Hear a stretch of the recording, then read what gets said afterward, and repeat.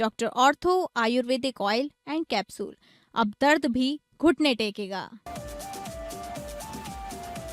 अमेरिकी हमलों से फिर दहला ईरान, 140 ठिकानों पर किए हमले। ईरान का भी पलटवार, अरब देशों पर दागी मिसाइलें। वहीं लेबनान पर इजरायल ने फिर किए हमले। उत्तराखंड के पहाड़ी जिलों में आज भारी बारिश का अलर्ट। लैंडस्लाइड से 2 हाईवे समेत 126 सड़कें बंद। ऋषिकेश यमुनोत्री हाईवे लगातार तीसरे दिन भी बंद। देहरादून रुद्रप्रयाग में लैंडस्लाइड का खतरा। थाईलैंड की राजधानी बैंकॉक में भीषण हादसा, पब में लगी भीषण आग। 27 लोगों की दर्दनाक मौत, 63 से ज्यादा घायल।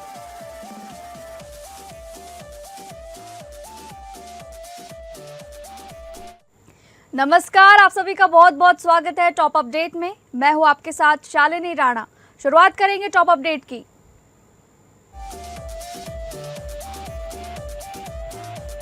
अमेरिका ने ईरान के खिलाफ एक और सैन्य अभियान चलाते हुए हॉर्मुज़ जलडमरू मध्य में वाणिज्यिक जहाजों को निशाना बनाने की ईरानी क्षमता कमजोर करने का दावा किया है।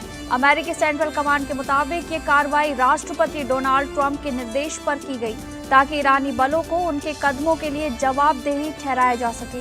उधर ईरान ने इन हमलों को संयुक्त राष्ट्र चार्टर का घोर उल्लंघन बताते हुए कड़ी निंदा की और जवाबी कार्रवाई की चेतावनी दी है। अमेरिकी हमलों में ईरान के 140 ठिकानों पर मिसाइल और ड्रोन से निशाना साधे जाने का दावा किया गया है। वहीं ईरान के शीर्ष नेतृत्व के करीबी मोहसिन रेजाई ने ये कहा है कि हॉर्मुज़ स्ट्रेट ईरान के लिए कई परमाणु बमों से भी अधिक महत्वपूर्ण है। इस बीच इजरायली सेना ने दक्षिणी लेबनान के नबातिये जिले के कफर तैबनित क्षेत्र में भी गोलीबारी की है। बढ़ते सैन्य तनाव का असर वैश्विक बाजारों पर भी दिखा है और एशियाई कारोबार में कच्चे तेल की कीमतों में 3% से अधिक की तेजी दर्ज की गई है। अमेरिका, ईरान और इजरायल के बीच बढ़ते टकराव ने पूरे पश्चिम एशिया में नए भू राजनीतिक संकट की आशंका और गहरा दी है।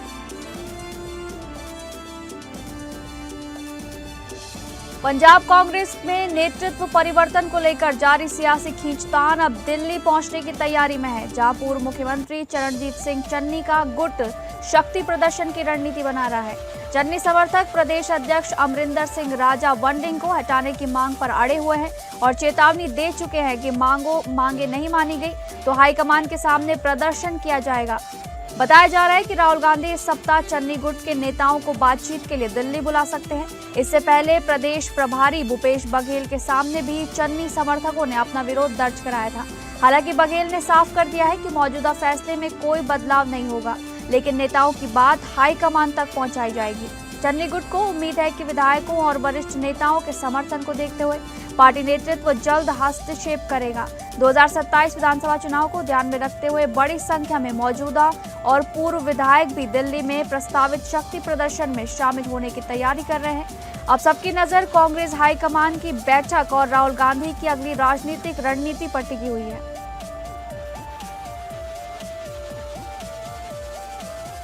थाईलैंड की राजधानी बैंकॉक में एक पब में लगी भीषण आग ने बड़ा हादसा खड़ा कर दिया, जिसमें कम से कम 27 लोगों की मौत हो गई है, जबकि कई अन्य घायल बताए जा रहे हैं।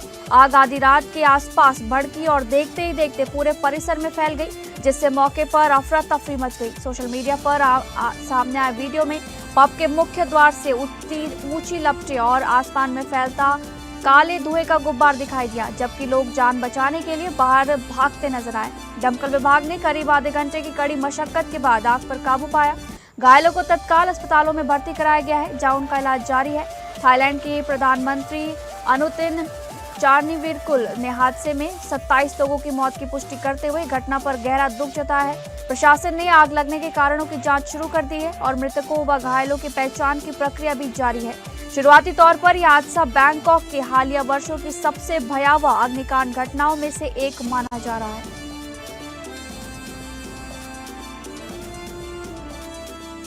देश के अधिकांश हिस्सों में मानसून की रफ्तार फिलहाल धीमी पड़ गई है, लेकिन उत्तराखंड, हिमाचल प्रदेश, पश्चिम बंगाल और पूर्वोत्तर के कई इलाकों में बारिश का दौर लगातार जारी है। मौसम विभाग ने आज बिहार, पश्चिम बंगाल, उत्तर प्रदेश समेत 18 राज्यों के लिए बारिश का अलर्ट जारी किया है। उत्तराखंड में लगातार हो रही बारिश से कई स्थानों पर भूस्खलन हुआ है, जिससे 2 राष्ट्रीय राजमार्ग सहित 126 सड़कें बंद हो गई हैं। सयाना चट्टी के पास ऋषिकेश यमुनोत्री हाईवे लगातार तीसरे दिन भी बंद है, जबकि तवाघाट गूंजी हाईवे भी मलबा आने से प्रभावित है। मौसम विभाग का अनुमान है कि अगले 6 से 7 दिनों तक पहाड़ी और पूर्वोत्तर राज्यों में अच्छी बारिश जारी रह सकती है। देहरादून, रुद्रप्रयाग, बागेश्वर, चमोली और पिथौरागढ़ जिलों में भारी बारिश की संभावना को देखते हुए येलो अलर्ट जारी किया गया है। इससे पहले विकासनगर स्थित लखवाड़ हाइड्रो इलेक्ट्रिक प्रोजेक्ट के पास हुए भूस्खलन में कई मशीनें मलबे में दब गई थी। लगातार बारिश और भूस्खलन के चलते पहाड़ी क्षेत्रों में जनजीवन प्रभावित है और प्रशासन लोगों से सतर्क रहने की अपील कर रहा है।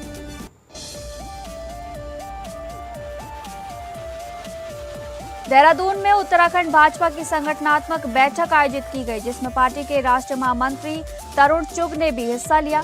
प्रदेश अध्यक्ष महेंद्र भट्ट ने बताया कि बैठक में मुख्यमंत्री, मंत्री, सांसद, विधायक और संगठन के पदाधिकारियों सहित बड़ी संख्या में कार्यकर्ता मौजूद रहे।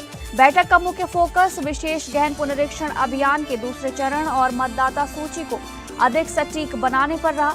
इस दौरान कार्यकर्ताओं को फॉर्म 6 सही तरीके से भरने का प्रशिक्षण दिया गया, ताकि छूटे हुए पात्र मतदाताओं के नाम मतदाता सूची में जोड़े जा सकें।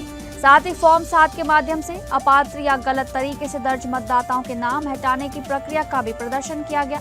प्रदेश अध्यक्ष ने कहा कि ये प्रशिक्षण चुनावी प्रक्रिया को पारदर्शी और व्यवस्थित बनाने की दिशा में महत्वपूर्ण कदम है। उन्होंने कार्यकर्ताओं से चुनाव आयोग के साथ समन्वय बनाकर अभियान को सफल बनाने का आह्वान किया। भाजपा ने दावा किया कि ये बैठक लोकतंत्र को मजबूत करने और मतदाता सूची को अधिक शुद्ध और सटीक बनाने के उद्देश्य से आयोजित की गई।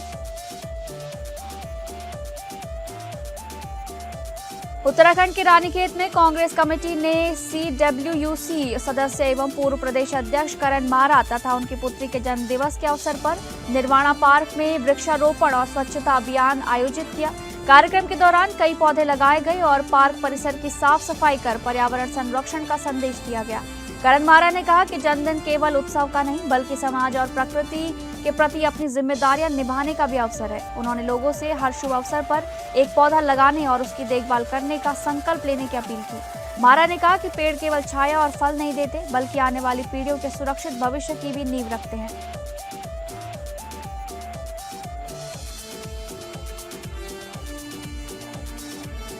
झारखंड हाईकोर्ट के जस्टिस दीपक रोशन की अदालत ने अहम फैसले में स्पष्ट किया है कि अवैध रूप से बर्खास्त किए गए शिक्षक को बहाली के साथ बकाया वेतन, वरीयता और सेवा से जुड़े सभी लाभ दिए जाएंगे।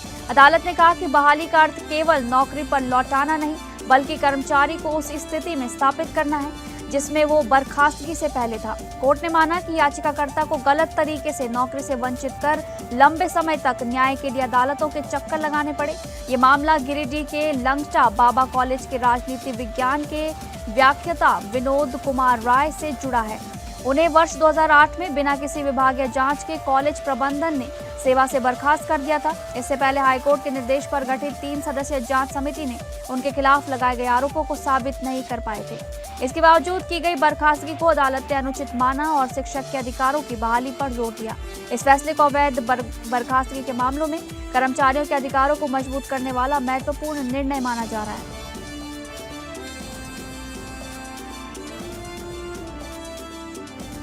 कानपुर में सोमवार सुबह हुए भीषण सड़क हादसे में 3 लोगों की दर्दनाक मौत हो गई, जबकि 5 अन्य गंभीर रूप से घायल बताए जा रहे हैं। जानकारी के अनुसार स्कॉर्पियो में सवार सभी 8 लोग फतेहपुर की ओर जा रहे थे।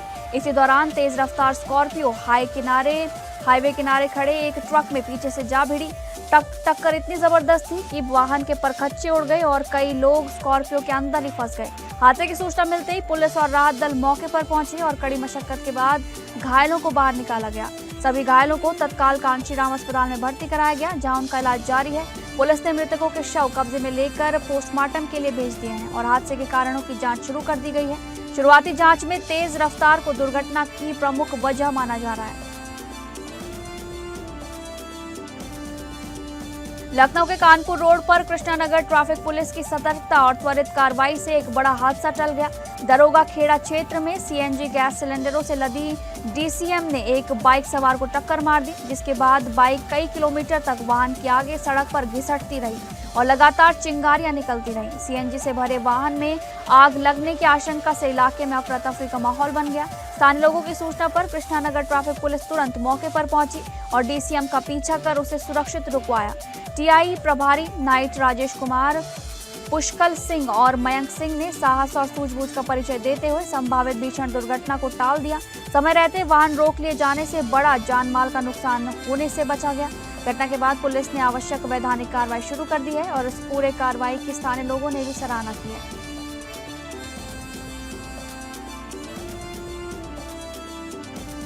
हरिद्वार पुलिस ने नकली नोटों के बड़े नेटवर्क का भांडाफोड़ करते हुए पंजाब से 2 आरोपियों को गिरफ्तार किया है। इससे पहले हरिद्वार में 2 जोड़ी पिता पुत्र के कब्जे से नकली नोट बरामद होने के बाद पुलिस ने जांच का दायरा बढ़ाया था। पुलिस कस्टडी रिमांड के दौरान मिली जानकारी के आधार पर पंजाब में छापेमारी कर एक ढाबे से पवन कुमार और सुखबीर सिंह को गिरफ्तार किया गया।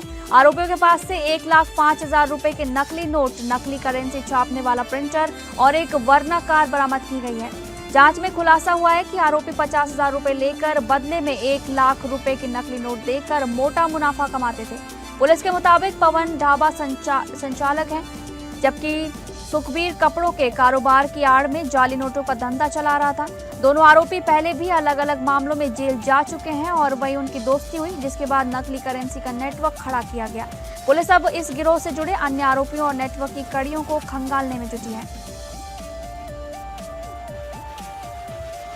अमरोहा के रजबपुर थाना क्षेत्र से दहेज प्रताड़ना का एक मार्मिक मामला सामने आया है, जहां एक विवाहिता ने 6 वर्षों से न्याय नहीं मिलने का आरोप लगाया। पीड़िता आफरीन का कहना है कि शादी के बाद से ही ससुराल पक्ष लगातार दहेज की मांग करता रहा।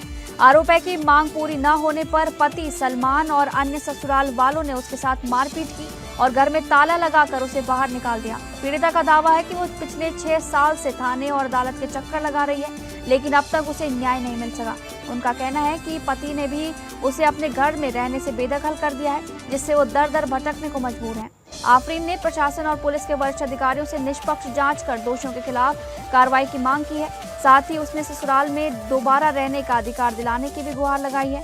फिलहाल पुलिस का कहना है कि पूरे मामले की जांच की जा रही है और जांच के आधार पर आगे की कार्रवाई की जाएगी। बाराबंकी में रविवार शाम बंकी रेलवे क्रॉसिंग के पास रेलवे ट्रैक पर एक अज्ञात युवक का शत विशत शव मिलने से इलाके में सनसनी फैल गई। लखनऊ की ओर जा रही ट्रेन के यात्रियों ने शव को देखकर रेलवे और पुलिस अधिकारियों को सूचना दी, जिसके बाद जीआरपी, आरपीएफ और स्थानीय पुलिस मौके पर पहुंच गई। पुलिस ने शव को कब्जे में लेकर पोस्टमार्टम के लिए भेज दिया है और मृतक की पहचान कराने के प्रयास तेज कर दिए गए हैं। मृतक की उम्र करीब 19 से 21 वर्ष बताई जा रही है तथा उसने नीले सफेद रंग की टी-शर्ट, डिजाइनर हाफ पैंट और काले सफेद रंग की हवाई चप्पल पहन रखी थी। पुलिस आसपास के क्षेत्रों में उसकी शिनाख्त कराने का प्रयास कर रही है। फिलहाल ये स्पष्ट नहीं हो सका है कि युवक ट्रेन की चपेट में दुर्घटनावश आया या उसने आत्मघाती कदम उठाया। घटना के बाद क्षेत्र में तरह तरह की चर्चाओं का दौर शुरू हो गया है। पुलिस सभी संभावित पहलुओं को ध्यान में रखते हुए मामले की गहन जांच में जुटी हुई है।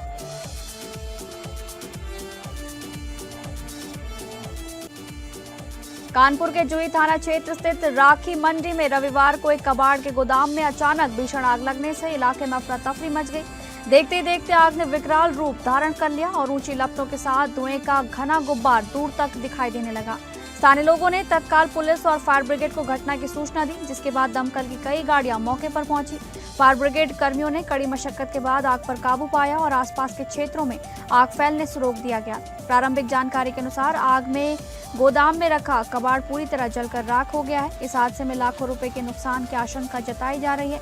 फिलहाल आग लगने के कारणों का पता नहीं चल सका है और पुलिस के साथ दमकल विभाग मामले की जांच में जुटा है।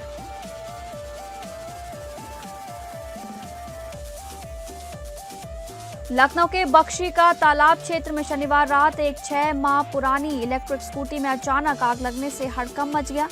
महिंगुआ थाना क्षेत्र के भिखारीपुर गांव में घर के बाहर खड़ी स्कूटी से पहले धुआं उठना शुरू हुआ और कुछ ही देर में उसमें तेज लपटें निकलने लगी। देखते ही देखते आग ने पूरी स्कूटी को अपनी चपेट में ले लिया और वो पूरी तरह जलकर राख हो गई। स्कूटी मालिक कमलेश ने बताया कि वाहन घर के बाहर खड़ा था, तभी अचानक यह हादसा हुआ। स्थानीय लोगों ने आग बुझाने का प्रयास किया, लेकिन तब तक स्कूटी पूरी तरह नष्ट हो चुकी थी। पीड़ित के अनुसार ये इलेक्ट्रिक स्कूटी महज 6 महीने पहले ही खरीदी गई थी। घटना में किसी के हताहत होने की सूचना नहीं है, लेकिन वाहन पूरी तरह क्षतिग्रस्त हो गया है। फिलहाल आग लगने के कारणों का पता नहीं चल सका है और मामले की जानकारी संबंधित अधिकारियों को दे दी गई है।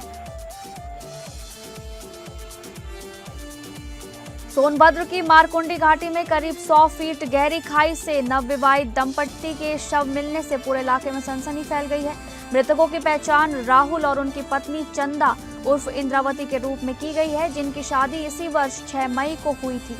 परिजनों के अनुसार दोनों 4 दिन पहले दर्शन के लिए घर से निकले थे, लेकिन वापस नहीं लौटे। स्थानीय लोगों ने खाई से तेज दुर्गंध आने पर पुलिस को सूचना दी, जिसके बाद दोनों शवों को बाहर निकाला गया। घटनास्थल से उनकी बाइक भी बरामद हुई है, जबकि कई दिन बीत जाने के कारण शव सड़ गल चुके थे। फिलहाल स्पष्ट नहीं हो सका है कि मामला सड़क हादसे का है, आत्महत्या का है या इसके पीछे कोई अन्य कारण है। पुलिस ने शवों को पोस्टमार्टम के लिए भेजकर सभी संभावित पहलुओं को ध्यान में रखते हुए जांच शुरू कर दी है। इस दर्दनाक घटना के बाद दोनों परिवारों में मातम पसरा है और पूरे क्षेत्र में शोक का माहौल बना हुआ है। पीलीभीत के पूरनपुर तहसील क्षेत्र में इंडो नेपाल सीमा से सटे बाजार घाट बेलहा गांव में लापता युवक करण सिंह का शव सुतिया नाले से बरामद होने के बाद पूरे इलाके में शोक की लहर फैल गई। करण सिंह खेत देखने की बात कहकर घर से निकले थे, लेकिन देर शाम तक वापस नहीं लौटने पर परिजनों ने उनकी तलाश शुरू की। खोजबीन के दौरान नाले के किनारे उनके कपड़े मिलने से अनहोनी की आशंका गहरा गई, जिसके बाद पुलिस को सूचना दी गई। हजारा पुलिस ने स्थानीय गोताखोरों और बाद में पीएसी की फील्ड यूनिट की मदद से देर रात तक सर्च ऑपरेशन चलाया, लेकिन पहले दिन सफलता नहीं मिली। दोबारा शुरू किए गए अभियान में घटनास्थल से करीब 200 मीटर आगे नाले में युवक का शव बरामद हुआ। शव मिलने की खबर से परिजनों में कोहराम मच गया और बड़ी संख्या में ग्रामीण मौके पर पहुंच गए। पुलिस ने शव को पोस्टमार्टम के लिए भेजते हुए मामले की जांच शुरू कर दी है। पुलिस का कहना है कि पोस्टमार्टम रिपोर्ट आने के बाद ही युवक की मौत के वास्तविक कारणों का पता चल सकेगा।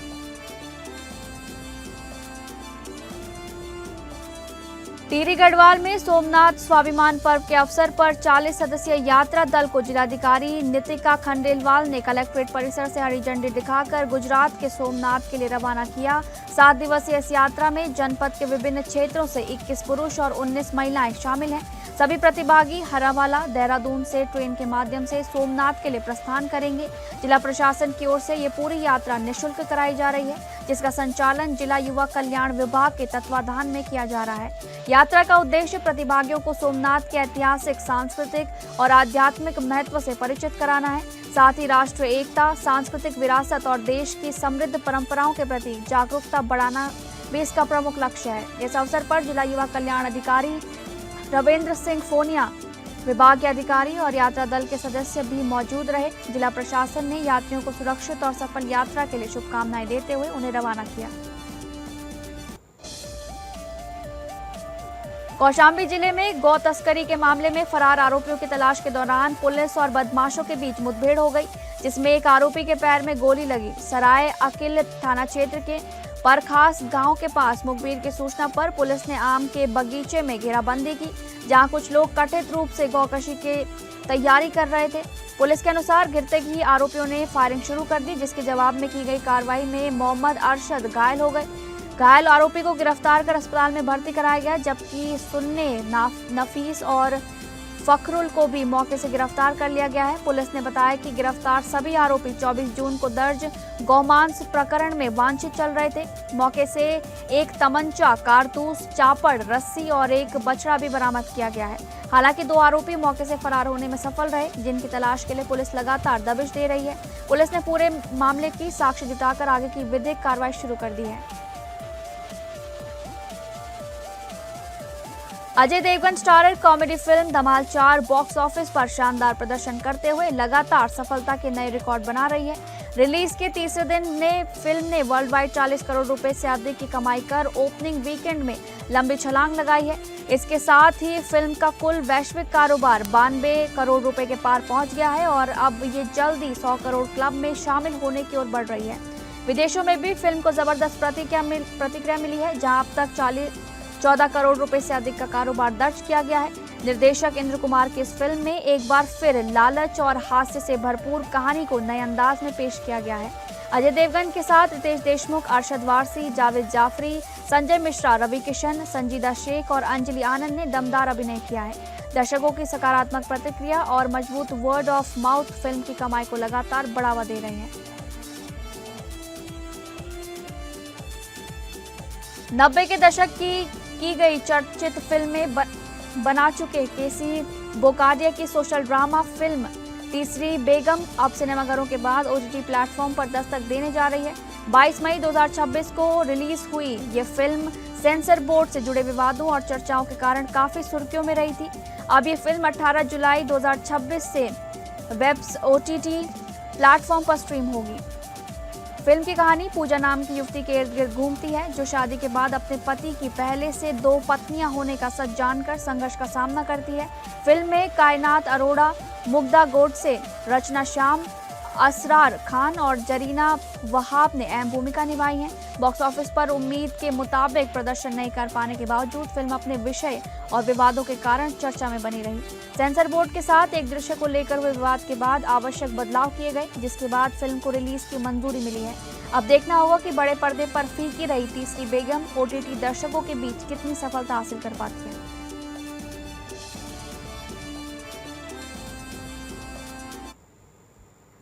तो फिलहाल टॉप अपडेट में बस इतना ही। नमस्कार।